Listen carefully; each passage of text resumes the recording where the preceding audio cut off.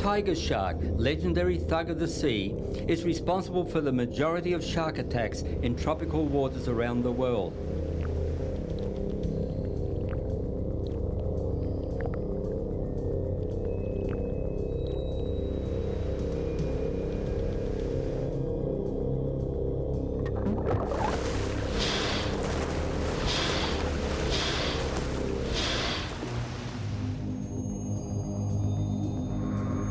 Perhaps the most horrific of tiger attacks occurred in July 1983 off Townsville in Australia, when Ray Boundy watched in horror as a 4-metre tiger attacked and killed his 2 crew members after their trawler capsized and sank. Later we got washed off. We all got washed into the water by a bit of slop, and the surfboard and bits of foam, and the life ring were about 5 feet away from us. And as you happened many times before, we made a quick dash so to try and get back to him and get out of the water, and Dennis just yelled, said it had a hold of his bloody leg, and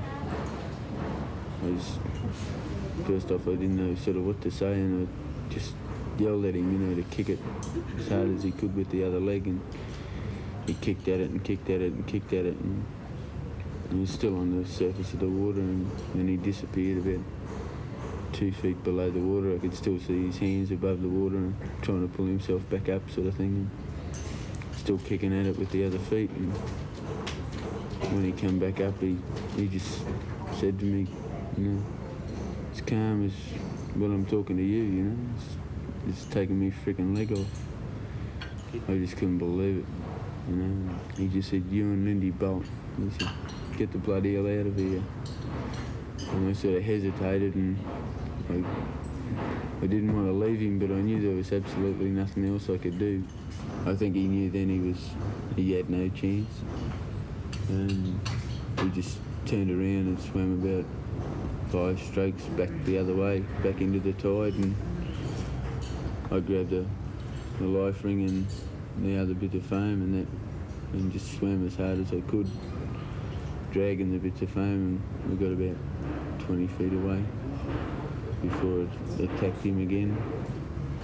Just kept circling us and haunting us, and come darting in towards us, and then turn off and go around the other side and go underneath us, and you know, did that for about an hour before we took Lindy eventually. The tiger took Linda Horton in one quick lunge. It was a nightmare for Ray. He waited his turn to die. The tiger kept circling. In the morning, Ray found he was close to a coral reef, and a wave swept him over the reef into safe waters.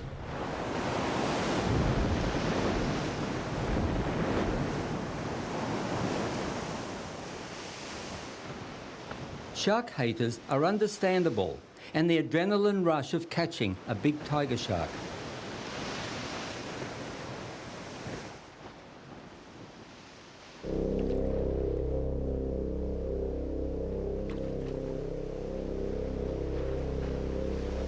A smaller whaler shark takes the next bait.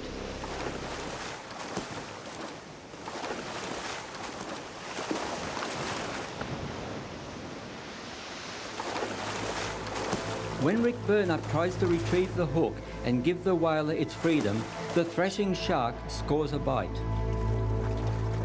Rick feels faint at the sight of his own blood.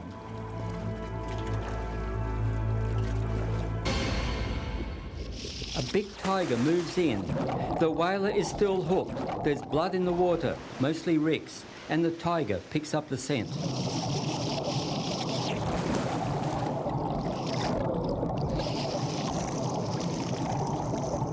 It's awesome to watch a creature eat its own kind.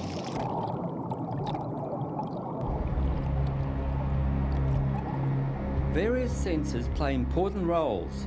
Sharks have the highest known electrical sensitivity in the animal kingdom.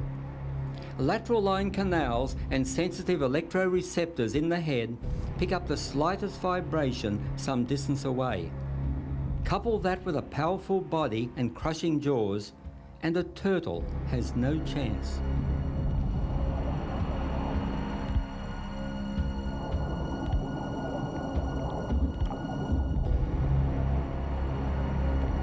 The eye goes white.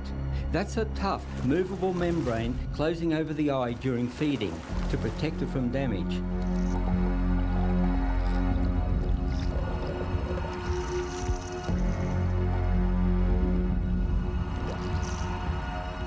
The skin is like flexible armour, composed of thousands of scale-like denticles.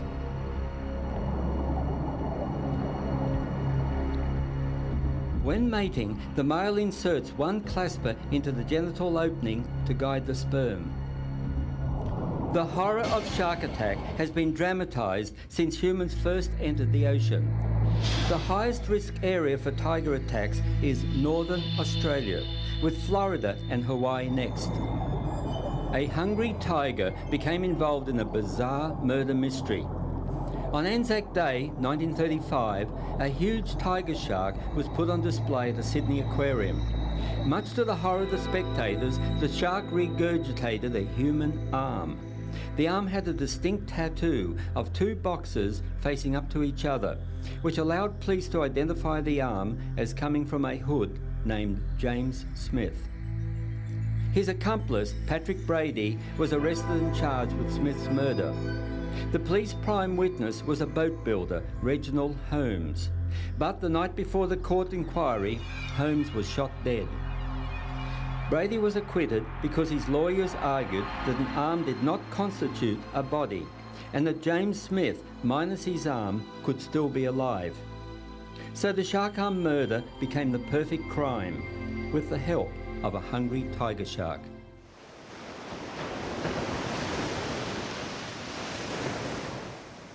Along the Ribbon Reefs on Australia's Great Barrier Reef, I follow a game boat.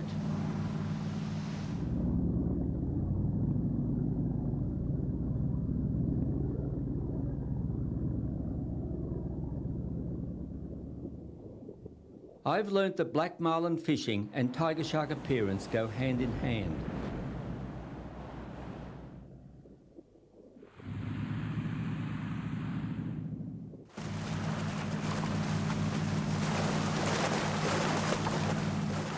Just when the marlin is about to be tagged and released, a tiger falls upon the helpless, exhausted fish.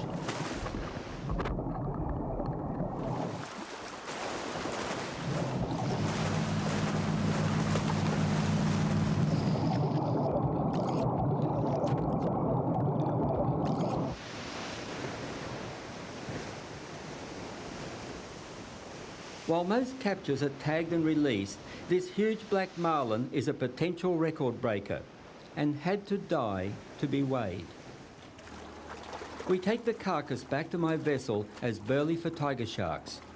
The oily flesh sends out an irresistible scent. We wait 30 minutes for the first tiger to appear, and it is soon followed by 9 more.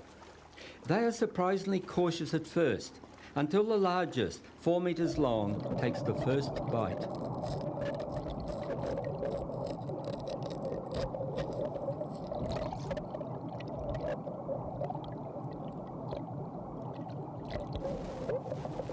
Smaller whaler sharks quickly disperse. The king has arrived, and the whalers are relegated to circle underneath for scraps drifting down. I noticed a distinct pecking order in the tigers. They take turns to feed, but hang back when the largest moves in. She has more turns.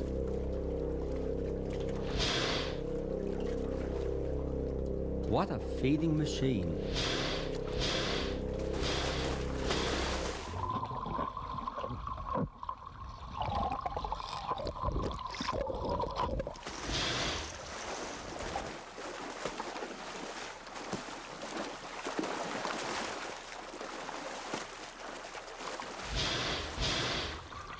The teeth function like a saw.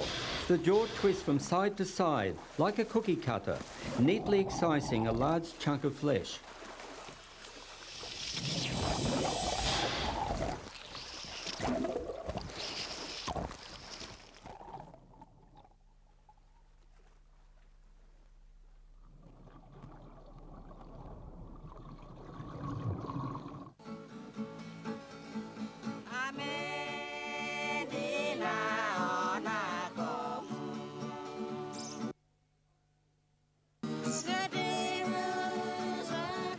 Pacific Islanders understandably have a long cultural link with ocean creatures and view sharks from a variety of perspectives. Sharks play central roles in religion, folklore, culture and fishing techniques.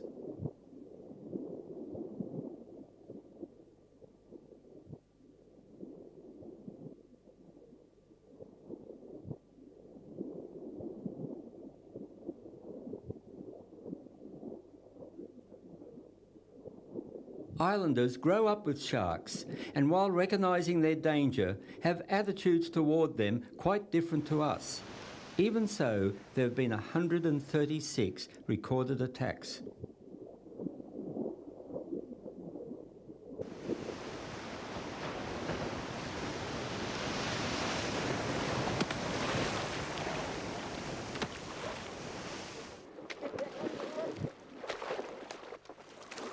Solomon Islanders believe that the bodies of tiger sharks are inhabited by the ghosts of the departed. Such blood brothers become legendary sharks. The natives worship these sharks and believe they will not harm them. Tangali is one such legendary shark, and the natives of Togo village praise him in song.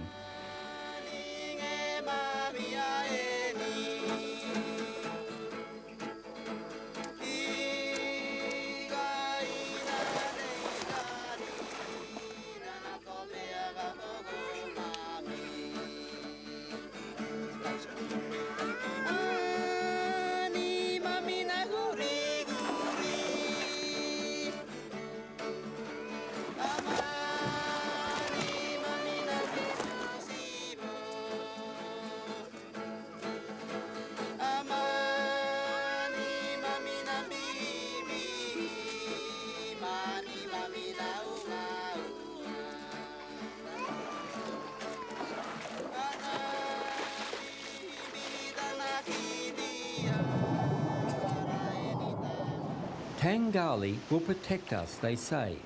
We never fish for shark. We are worshipping our old people.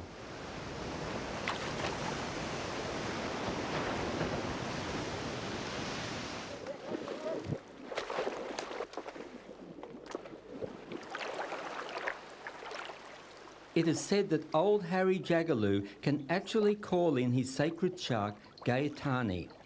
Harry chews betel nut to stimulate the magic he is about to perform.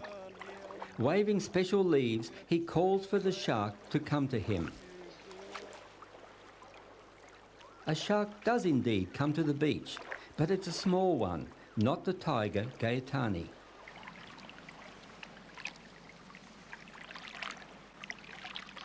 Harry needs to send a more powerful message.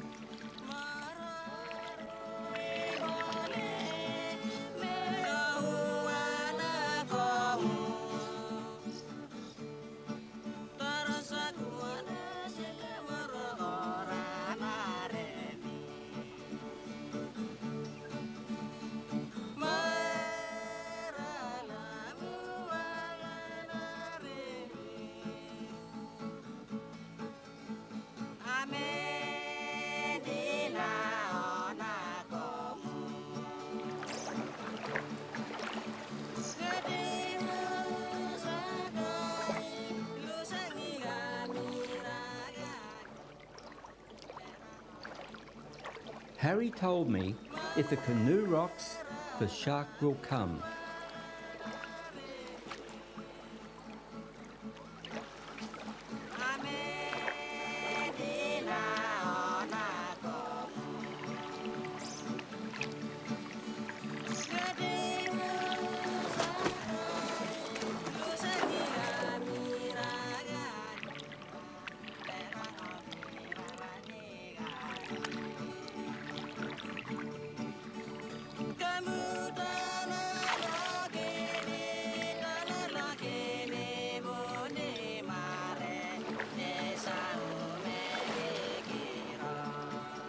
I've had a lifetime of experience with sharks, but never before seen anything like this.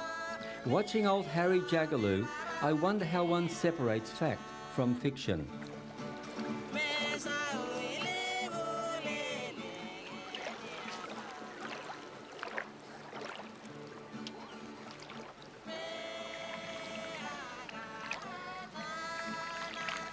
It seems these islanders share a special relationship with the tiger shark, a vital faith to enable them to harvest from the sea.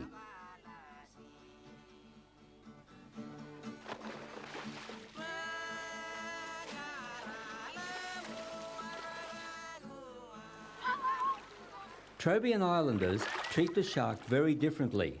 They hunt the tiger shark. The leaves believed to have magical properties are taken by the hunters for a special purpose.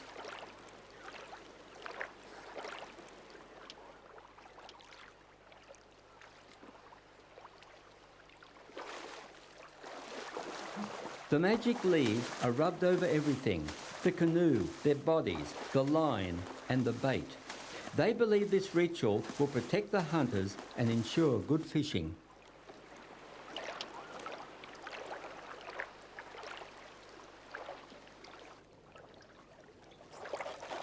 An ingenious rattle is used to attract the shark.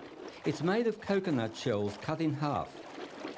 The hunters know that the clackety-clack vibrations of the shells will draw the shark to the canoe, and then sight and smell will lead it to the bait.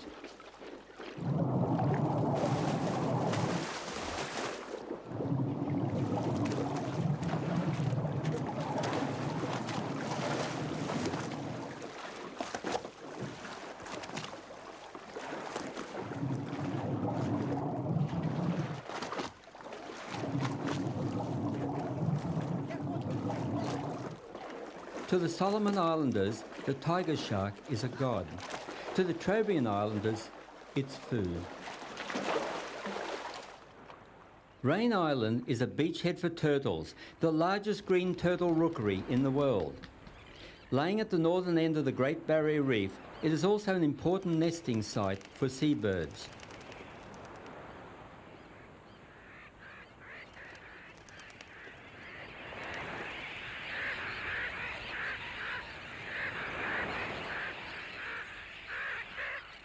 Hundreds of rotting carcasses and bleached bones form a graveyard of turtles. Some became disorientated and died of heat exhaustion.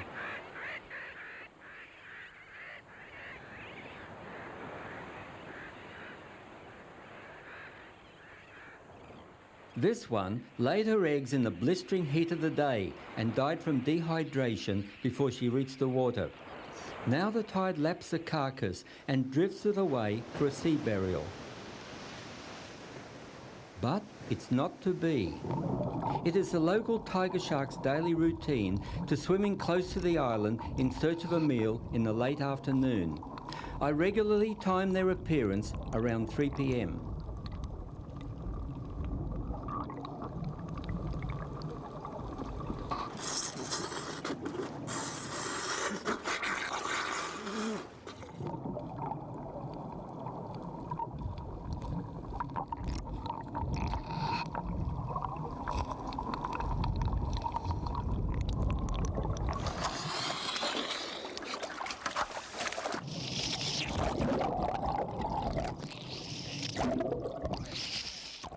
At Rain Island, I witnessed an extraordinary event that occurs frequently enough to imprint on the local shark's brains. A sudden storm darkens and cools the sand, and the waiting hatchlings, thinking it is night, emerge from the sand.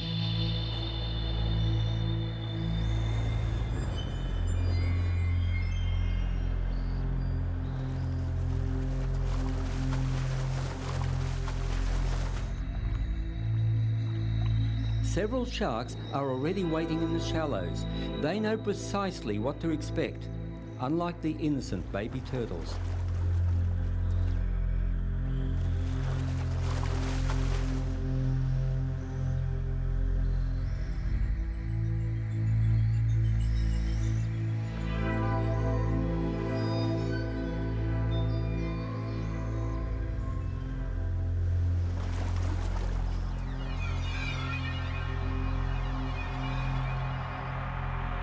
Some still survive in spite of nature's sinister setup.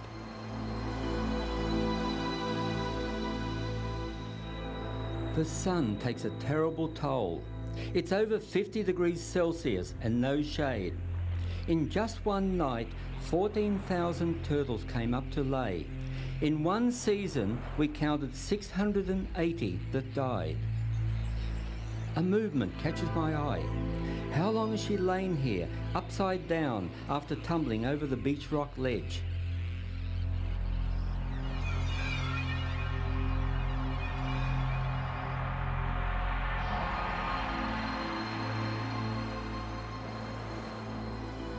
Now comes the exhausting task of hauling her to the water.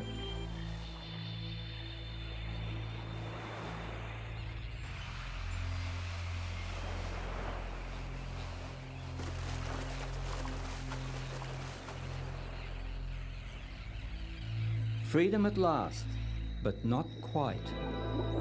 An expectant male is waiting for her. Even worse, it's after 3 p.m. and out of the deep comes a tiger on the prowl.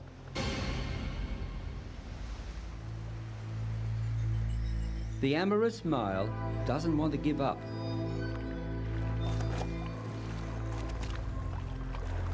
He sees the tiger, but the female is too slow, too exhausted.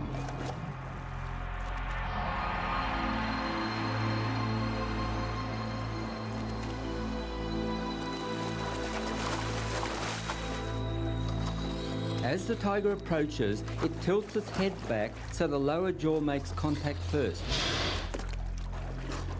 The upper jaw then crunches down with a biting force of 3 tons per square centimetre. That's 20 bone-crushing tonne per square inch.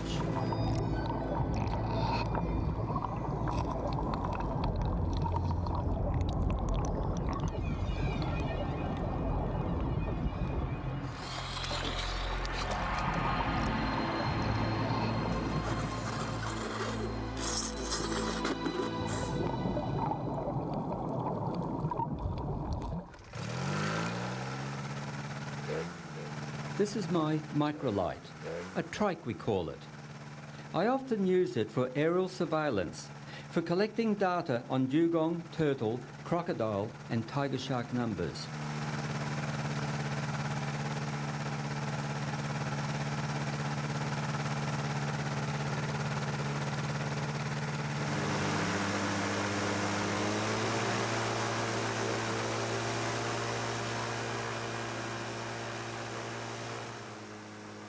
I love this flying by the seat of my pants.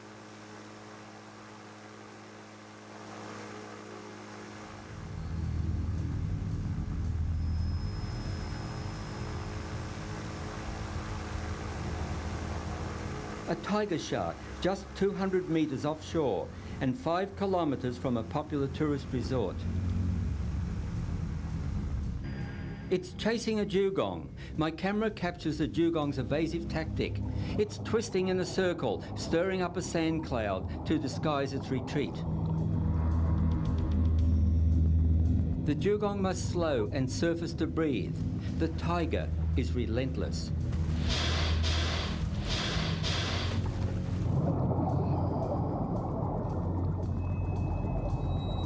The tiger shark reaches a length of 5.5 metres. 4 metres is an average large one at an age of about 20 years. While its favourite diet is sea turtle, stingrays are easier to catch.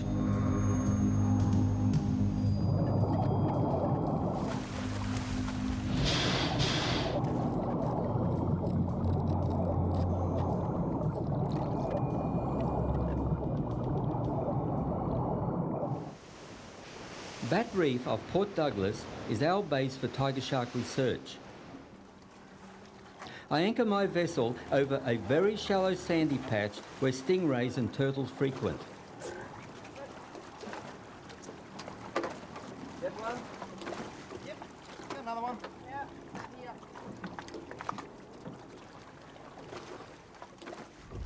A stingray is used as bait and plenty of abattoir blood to go with it. Blood's pretty thick. Yeah, we'll get this trail happening for a couple of hours. See what comes in. Well, I'm not trying this rattle. This might attract them. Yeah. Gotta be a bit patient. Both my sons, Dean and Adam, assist marine biologist Benjamin Kahn. A blood slick is vital. We expect it to drift for an hour before a tiger prowling the shallows picks up the trail.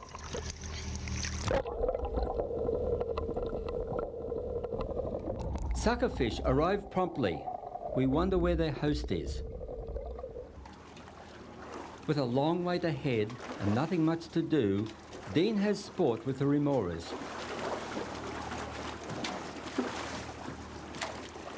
Shane Down is our other crew member, a real expert on tiger sharks who swapped hunting for research.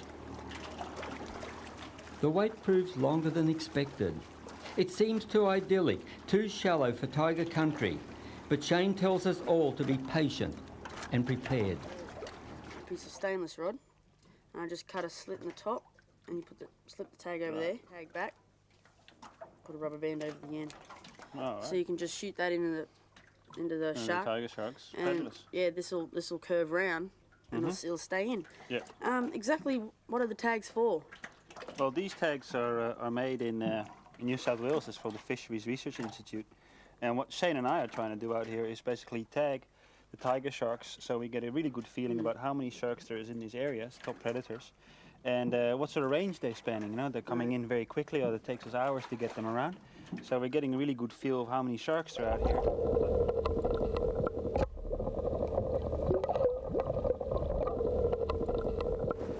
Our first shark, not a tiger, a tawny shark, a harmless, clumsy creature, but quite photogenic.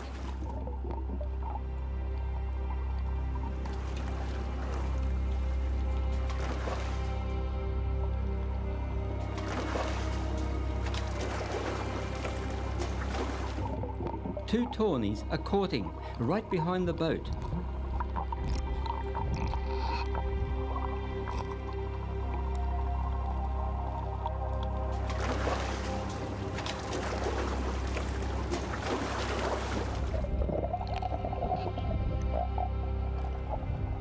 This is about as nasty as a tawny can get. The bite is small, the teeth really grinders for crushing shellfish. They suck when they bite.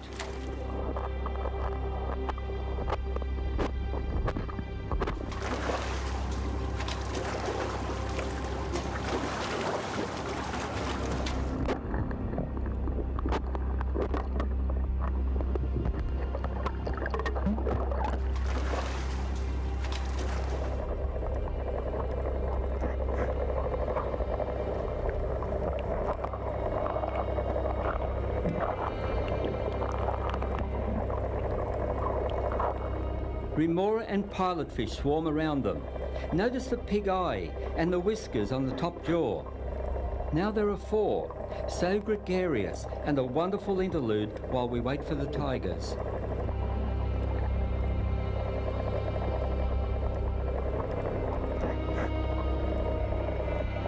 I love their curiosity for our cameras and the way they suck at the lens.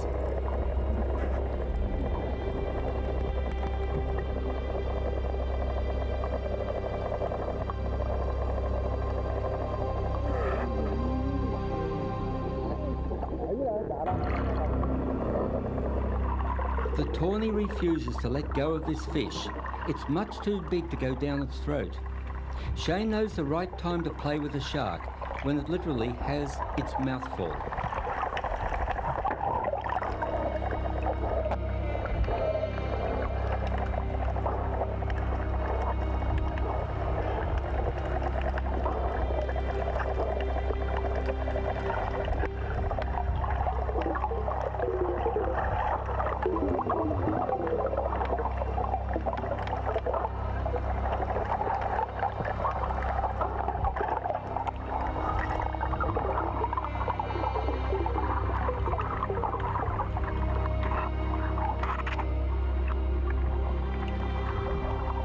The ray bait has apparently been forgotten, but not by the little snails.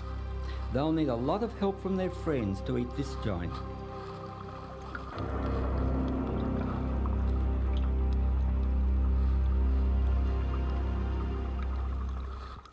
The hours roll on, and still no tiger.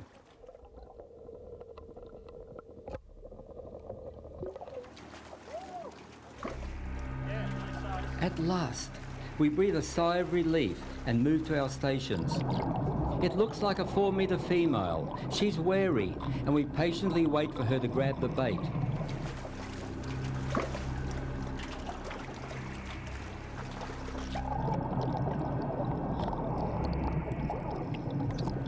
Tagging a tiger is not easy.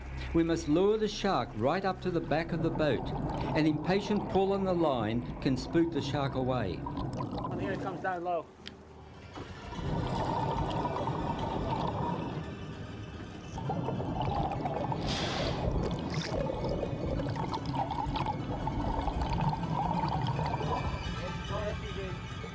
Shane patiently waits till the shark locks onto the bait,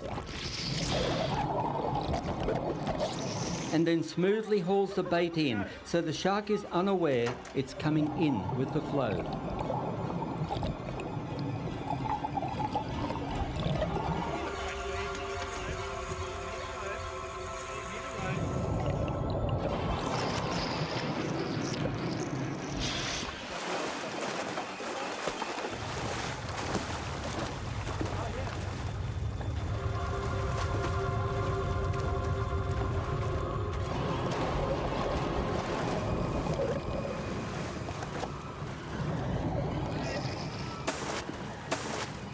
A perfect shot.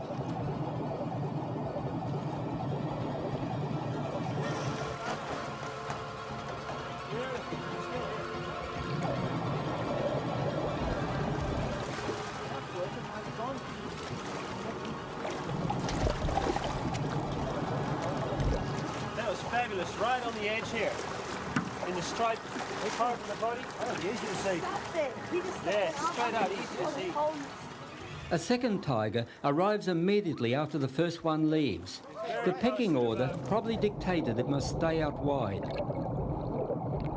This one doesn't waste any time and catches Benjamin unprepared. Leave me the rope. Oh, come on, Tag. Come on, sweetie. Come on. Hey,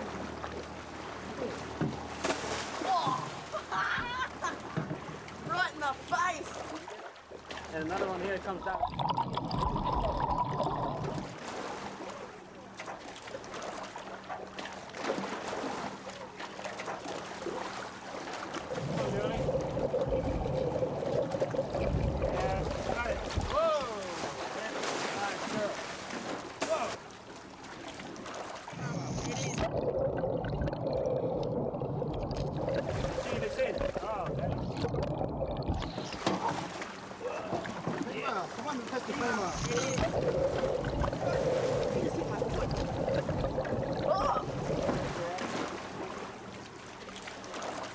Right in here as well.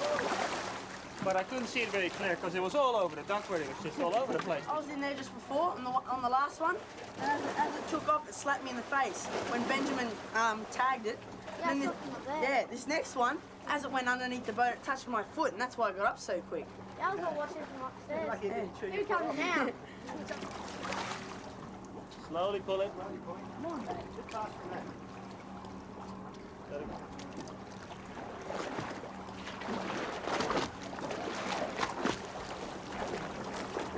Keep slowly pulling it. That's it.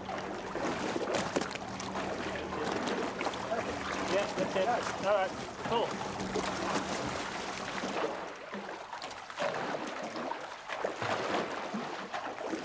You got it. Keep going. Keep going. Feel the pressure. Keep going. You got it. In. Pull him in. Come on.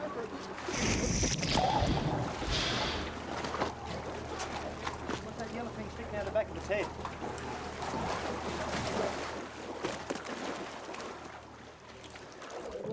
You're crazy, Shane. Remember, wait until the shark has its mouth full.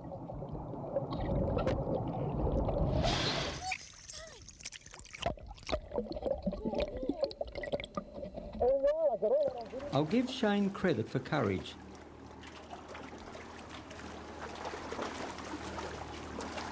Shane saw an old tag in the tiger's head, but it's moving away. They opt to chase the shark and put a fresh tag in.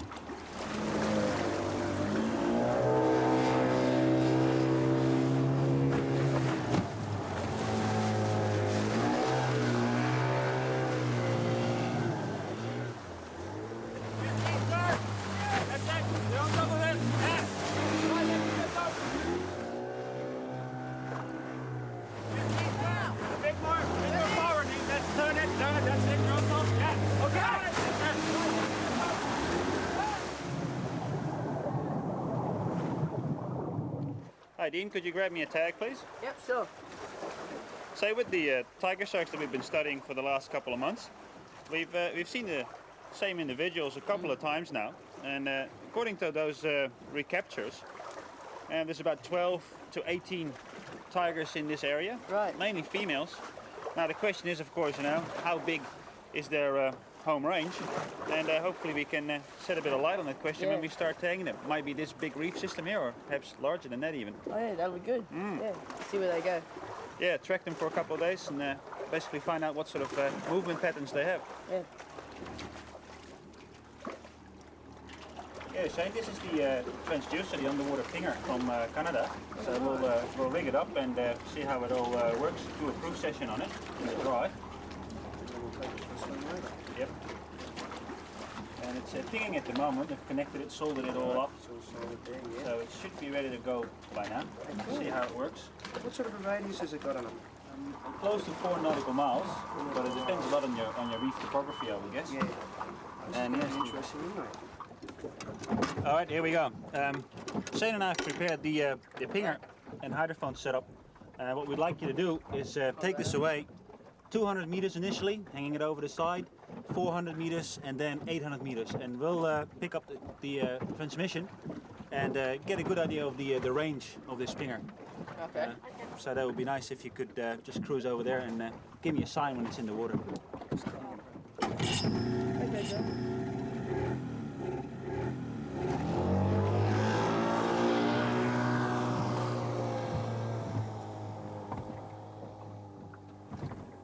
Hey guys, if you can put it in the water there and we'll give it a try. Roger that. It's in the water now. Now. It is in the water. Okay, thank you very much. Stand by for a few moments.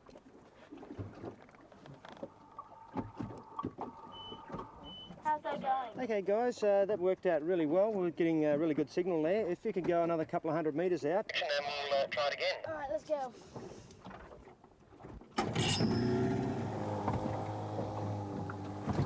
All right, we're in position and the thing's in the water. So, are you getting reading? Okay, guys, can you drop it a little bit deep in the water for us, and we'll give it another try there. Are you getting reading?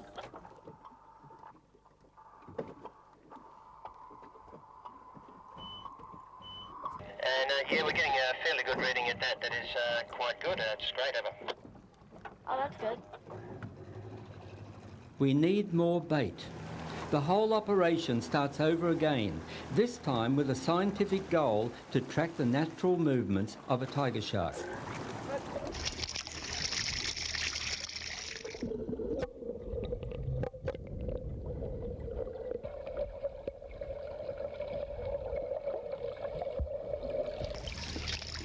The big cobia Shane caught is an excellent oily burley.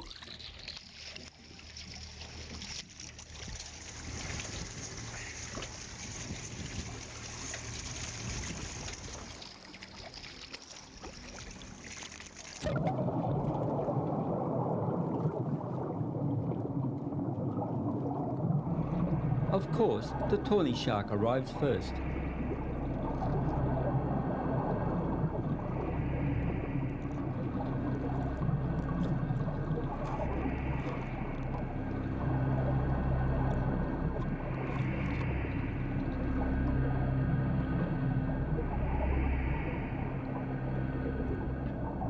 A newcomer, much more dangerous than the tawny, a lemon shark. It's an active large shark that hunts fish and rays.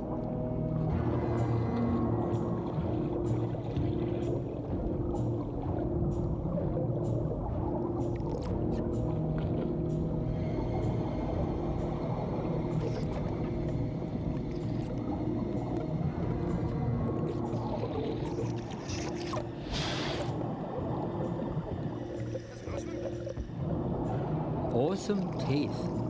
I'm leaning right over with my underwater camera, and the bait rope snags my body and topples me in.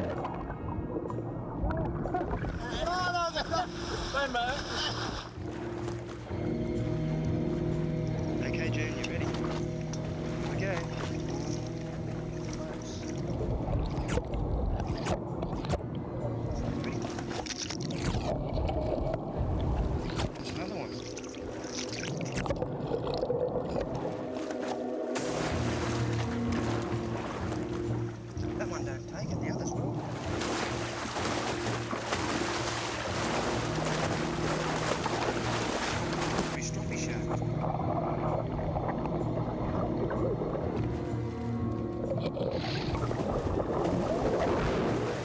lemon sharks are not on our tagging agenda, but their record may be useful for future shark projects.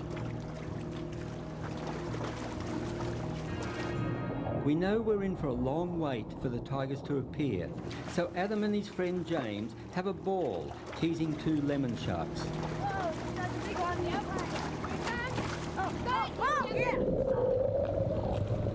Man, he's tough.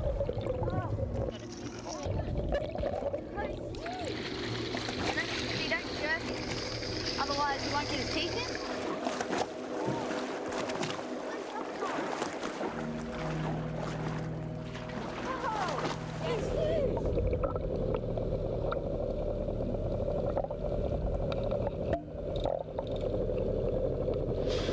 Oh, here it comes. He's got it. Yep, pull him. Man, he's big. Don't leave your balance. Whoa, there's fell in there. Oh, there's another one. Oh, pretty big. Oh, he's right underneath us. Oh, watch him. Big. Oh, look, he went too. Oh, it's bit big. Oh, look, yep.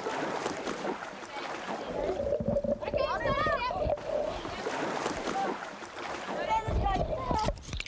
Go fall in. Oh, what's that? Oh, yeah. I like he just pushed under it. Bring it down.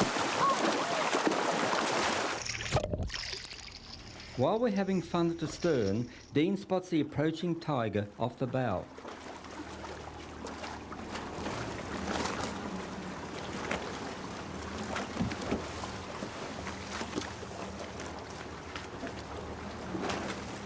The team are going to work from Shane's boat this time. It's more versatile for tracking the tigers. A storm has come up, making working conditions difficult.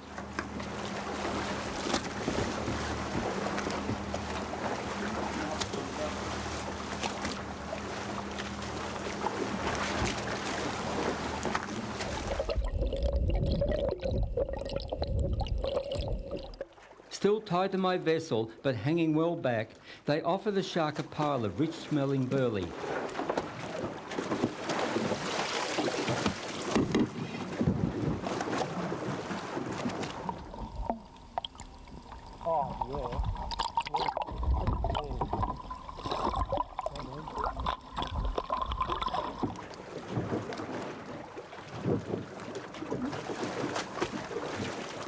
Here we go.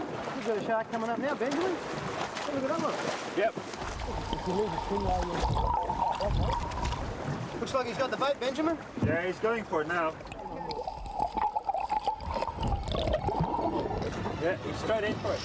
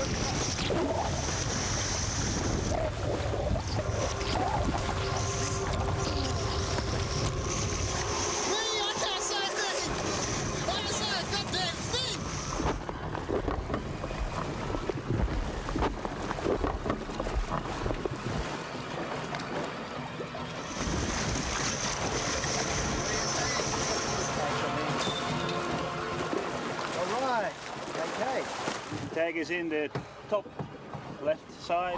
Pull him in. Pull him in. Right beside the boat.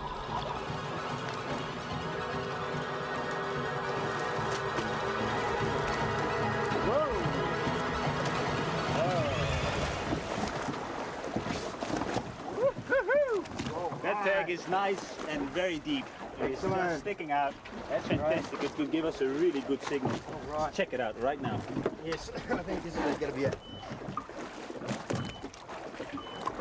We're on the lower stream, so I think she's coming back for another feed. Yeah. She's very loud, very close. We might hang here for a moment, Shane, until she makes up her mind as to where she wants to go. Ah, that's close. We have to hang about, otherwise we'll just start zipping around in circles and making her nervous. The signal was so loud that I lost my direction on it. It's just everywhere. I've seen her in the bottom. There she is. She's directly below the boat. Hang on. Shane is taking a calculated risk. He knows the shark is happily gorging on all those fish carcasses and presumably has its mouth full.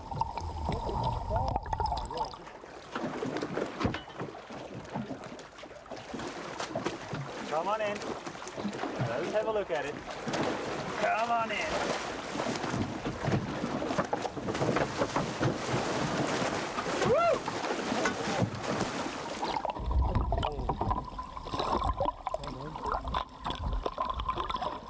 Benjamin is too caught up in the excitement to give it a second thought.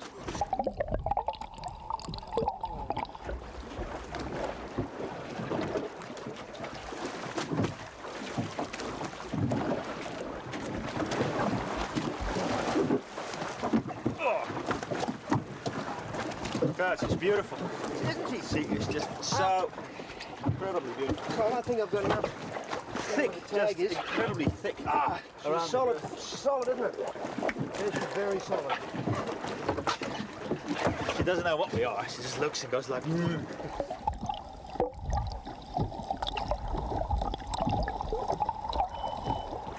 She's getting a bit faint, Shane, and fairly variable. I think we better get the anchor up and start tracking the tiger shark. Yeah, I think that's a good idea before she gets too far away so we can keep a good track on her.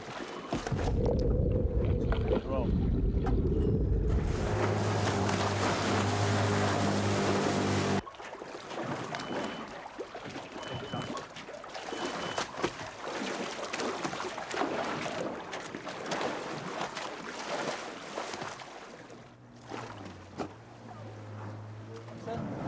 Shane, can you cut the engines for a moment? I want to get a fix on the shark again.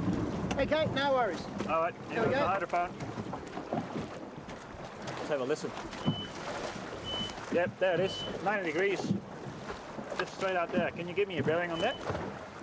Yeah, that's a bearing about 180 degrees, just about due south. All right, what I'll do is I'll just grab the GPS and then put a fix in at the same time. Okay. See where we are. There we go.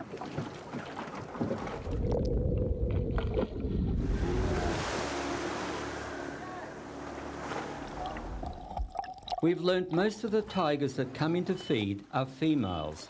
They're very productive creatures, producing up to 80 pups at a time.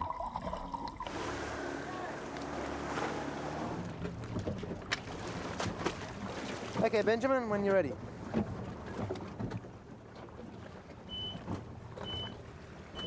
Tiger's right over there, Shane. Exactly this way. What direction is that? About 275, almost due west. Do you know where we are? Wouldn't have the fog, you're somewhere on Bat Reef. So we'll head due west.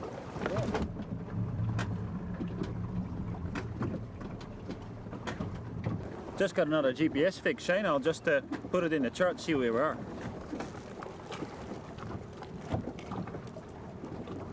That's it, right on the northern end of Bat Reef. Hey guys, how'd it go? Ah, great. Really good. Tracked her all throughout the night. Yeah, all throughout the night. We went close to the shipping channel, actually. And we lost her in the middle of the night because we were so close, right on top of this very shallow reef area that we just had to save the boat, really. We hit the reef once, so we had to get the motor over. We tried to do a bit more on speed to try and find her later on. We looked for about an hour or so. We tried all over the place. We just couldn't find a thing anywhere. Are you going to go out again? We think we need a cup of coffee first before we go. Well, why don't you come and have breakfast? Hey, terra firma. That's better. We have seen the tiger sharks changing moods. A slow-moving, seemingly passive creature who knows it is Lord of the Sea. which then becomes a calculating, relentless feeding machine that does not stop until all is consumed.